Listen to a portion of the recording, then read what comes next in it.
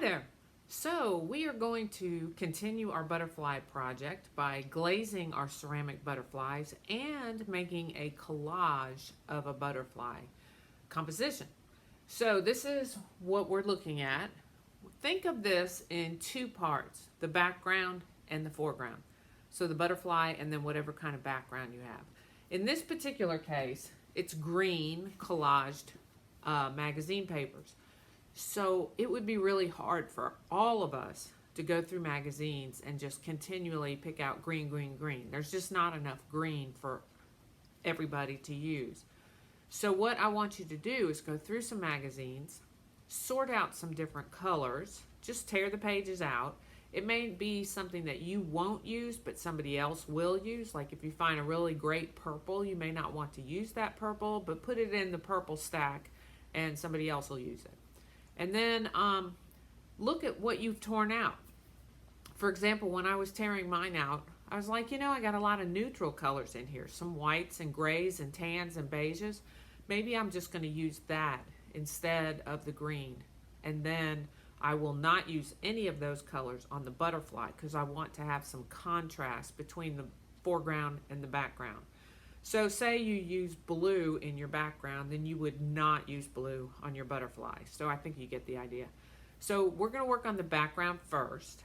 And your first step is to tear out different pages that have possible colors in them. So let's take a look at some. So here are some greens that I found with great textures. Okay, these would fall into the red category. Here are some neutrals. Even the white paper with all the writing on it, the writing just adds more texture, but it still falls into that neutral color. Here's some blues and blue-greens. So once you've decided what color you're going to use for your background, then you need to decide how are you going to make that background. This one you can see is vertical, so that makes sense. It would be leaves in the garden that are growing vertically straight up. So if I had a blue background, I might want it to be more like the sky and the horizon, which is very horizontal. So whereas this one's vertical because leaves grow vertically, I might make my blues in a horizontal fashion. The same way, but I'm just going to change the direction. I think I'm going to stick with the neutral colors and see what I can do with that. So in prepping my papers, I'm going to look through. I've got these whites, beiges, and neutrals with those great textures in there, browns, and then a lot of white and beige up in here. So I think I'm going to keep it very light, and then I'll make my butterfly dark. So I'm going to take this dark brown out of here. Maybe somebody else could use that. I'll put it in another neutral pile. And I'm going to try to stick with some of these lighter off-white colors, even the ones that have some texture in them.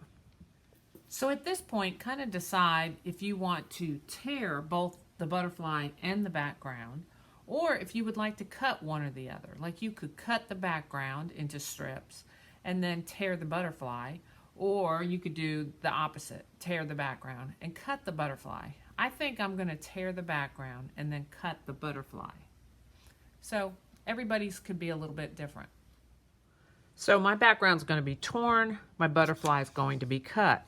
So I'm going to start tearing this paper, just tearing it into strips. I want to have a bunch of strips that I can work with before I get the glue and stuff out. So I'm just going to start tearing up some of these strips of paper. This one's easy because it's pretty much all over. And even these short ones can be used. Now this one that has that great texture in there, that's going to be real nice. So I'll tear this and then I'll just take the part I don't want off and set it aside. All right, I can use that part in there. All right, then on here, I don't want her, the lady or the little man, but I like all this neutral in here. That's a lot of material I can use. So I might even tear it horizontally, but glue it up and down this way, okay? So you're just gonna tear yourself a good stockpile of whatever color you want for your background so that you can start gluing, okay? So here are my tearing observations. Of course, the grain of the paper goes up and down, so it's very easy to tear the paper vertically, but not so easy horizontally. So I found I had to really put my fingers close together and go just a little bit at a time, because it's going to want to tear with the grain of the paper. And I'd like to have some longer strips. So whenever I tore horizontally, I just had to keep my fingers close together. Okay, I'm ready to go on the background. So I have a piece of paper. I have some glue and water mixed together, just like you did with the paper mache, which this is basically paper mache. We're just collaging. And I have my strips of neutral background. I've decided if I want vertical or horizontal. And of course, I have to be a little bit different, so I'm going to do mine diagonal. You can just kind of experiment around and do your own thing in there. But remember, we want the butterfly to show up against the background. So let's see how this is going to come together. All right, so glue first on the paper, strips on the paper. This part's a little bit dark, so I'm going to tear it off and throw that away. And then I'll use these overlapping. Remember, they overlap so that we don't have any of that white paper underneath showing. And we're just going to continue to put some of these neutral strips all along the paper. All right. Okay, so you can kind of see how this is going. I'm overlapping and I'm running all these strips in the same direction, even all the way off the paper. So we want to cover every bit of white space, and then we'll just trim up that edge at the very end, after all of this glue is completely dry. So I'm going to fill this entire piece of paper with horizontal strips of neutral. Now, when you get finished gluing them all down, at the end of the period, just kind of take a little bit of glue and go on top to make sure you get all those little flaps glued down real well. All right, and then we'll work on the butterfly next week. For cleanup, clean out your brush and your glue and let it dry.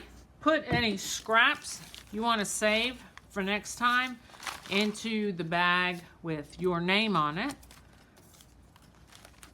And finally, any scraps that you haven't used, pages you've torn out, put the greens into the green envelope, and then somebody else could use it, or even you on your butterfly next time. Put the reds into the red envelope. So we'll just kind of keep them all together. There's no sense in us throwing these away when we can use them, or somebody could use them next time, okay?